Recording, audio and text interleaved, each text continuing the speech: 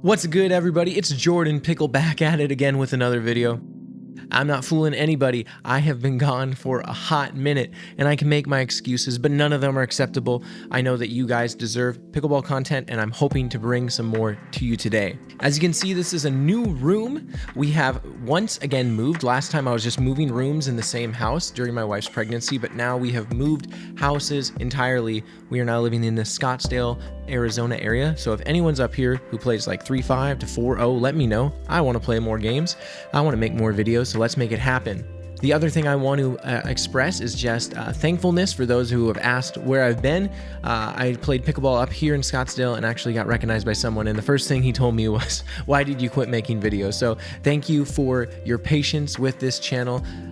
My son was born roughly 3 months ago, which is a huge joy, but it's so hard to begin acclimating myself back to that same schedule I had. So I'm hoping to get more videos out, but I do not want to have videos rushed in any way. So while there may not be a lot of gameplay footage in this, I'm going to be talking about a paddle that I've played with quite a bit and I've grown to like quite a bit. And it's a paddle that I think is important for a lot of people because it is that coveted under $100 price range. I'm sure you've seen the title, but this is my favorite budget paddle of the year, and it is the 11/6/24 Monarch Jellybean. Now, the Jellybean is important for a few different reasons, but I selected 3 that I think make it stand apart. The first is that category that we've already mentioned. It's under $100. Paddles continue to go up in price, and innovation continues to lessen. Over the last year, we've seen less and less crazy innovation in the paddle market, and that's not necessarily bad, but it does mean that paddles are going to be more and more nuanced and less innovative. So being able to find a paddle that is solid in a lot of different areas under $100 is so important. Another reason I think this paddle is very important is the Monarch Jellybean is a wide body paddle. And I think for a lot of beginners and intermediate players, wide body paddles are very highly sought after. While you do lose some extension from an elongated paddle, they give you the opportunity to learn pickleball a little bit easier because the sides and the bottom of the paddle are much more forgiving.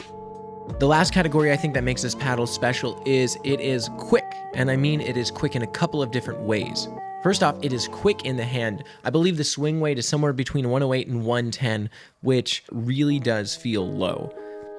I've been playing with a lot of paddles that have much higher swing weights, and it is very noticeable in the hand that this paddle is light.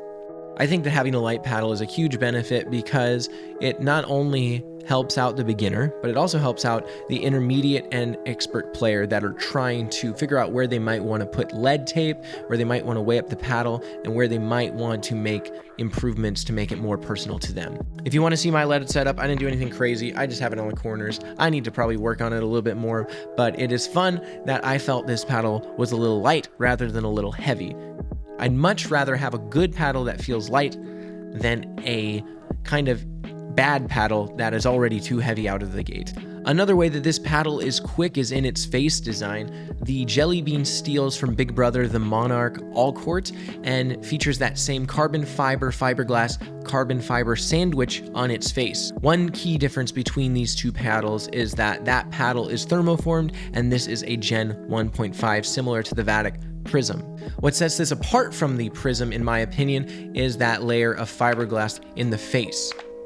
This layer of fiberglass gives you a little bit more pop at the line and really does make this paddle very aggressive for what I would consider a more control-oriented package. While you can dink all day and this will be soft as butter, you can definitely feel that carbon fiber at work when you put in the effort to make it so. Now I know what you guys are saying. You guys are saying, "Jordan, it's all about speed, baby.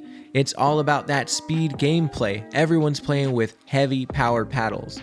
And I got a couple things to tell you first. The first thing I want to say is you're kind of right. Everyone is playing with powerful paddles, but good news, guys, this is not the worst paddle when it comes to power.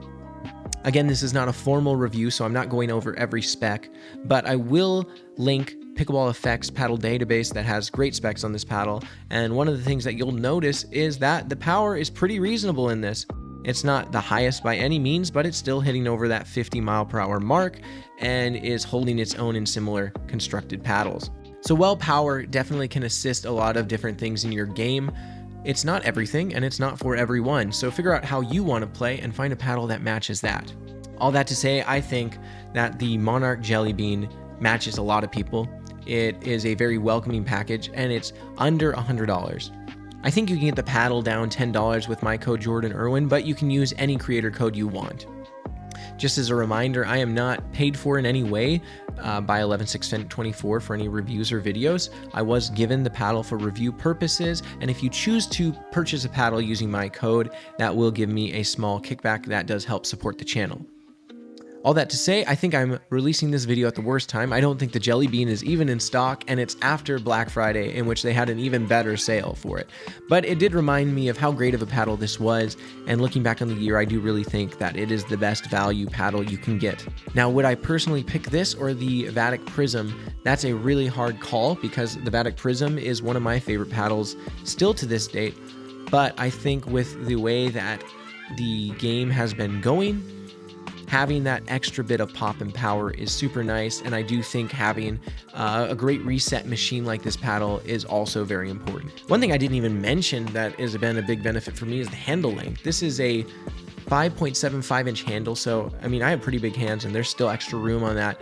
It definitely gives you some opportunities to use two-handed backhands and to do some other fancy things. Again, I wanted to make this video pretty quick and easy and just give you some of my thoughts on one of my favorite paddles over this last year.